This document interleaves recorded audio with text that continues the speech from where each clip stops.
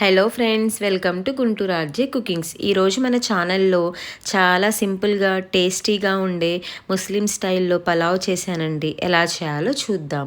ముందుగా మనం ఒక గిన్నె పెట్టుకొని అందులో ఆయిల్ వేసుకోవాలి.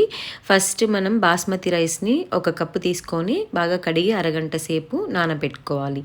ఆ తర్వాత ఇందులో వీడియోలో చూపించినవన్నీ మసాలా దినుసులు వేసుకోవాలి. వేసి బాగా మనం ఫ్రై చేయాలి. ఆ తర్వాత ఒక ఉల్లిపాయ వేసుకోవాలి. ఉల్లిపాయ వేసుకొని బాగా బ్రౌన్ కలర్ వచ్చేంత వరకు ఫ్రై చేసుకోవాలి. ఇలా ఉల్లిపాయలు అనేవి బ్రౌన్ కలర్ వస్తేనే మన పలావ్ టేస్ట్ అనేది చాలా చాలా బాగుంటుంది. ఇలానే బిర్యానీ అయినా పలావ్ అయినా ఏవైనా సరే ఇలా ఉల్లిపాయలు అనేవి బ్రౌన్ కలర్ వస్తే ఈ టేస్ట్ అనేది సూపర్ ఎమ్మిగా ఉంటుంది పలావు. అందులోకి కొంచెం అల్లం వెల్లుల్లి పేస్ట్, కొన్ని పచ్చిమిర్చి, కొంచెం ధనియాల పొడి, కొంచెం కొత్తిమీర, పుదీనా, అలాగే ఒక కప్పు టమాటాలు వేసుకొని ఇలా వీడియోలో చూపించినట్లు ఇలా రెడ్ కలర్ వచ్చేంత వరకు బాగా వేయించుకోవాలి.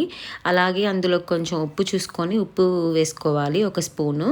ముందుగా మనం నానబెట్టి ఉంచుకున్న బాస్మతి రైస్ అనేది తీసుకోవాలి. ఒక గ్లాస్ బాస్మతి రైస్కి 2 గ్లాసుల వాటర్ సరిపోతుంది.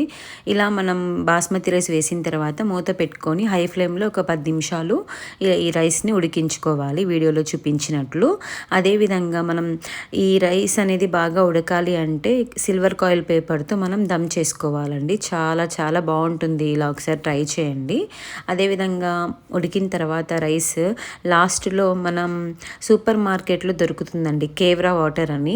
అది వేసుకుంటే పలావ్ టేస్ట్ అయినా బిర్యానీ టేస్ట్ అయినా ఎందులోకైనా వేసుకోవచ్చు. పలావ్లోకి, బిర్యానీలోకి, ఇలా చికెన్ కర్రీలోకి కూడా వేసుకోవచ్చు. ఇలా వేయడం వల్ల ఈ కేవ్రా వాటర్ అనేది ఈ పలావ్ టేస్ట్ అనేది రెస్టారెంట్ స్టైల్లో ఉంటుందండి. చాలా చాలా ఎమ్మిగా ఉంటుంది.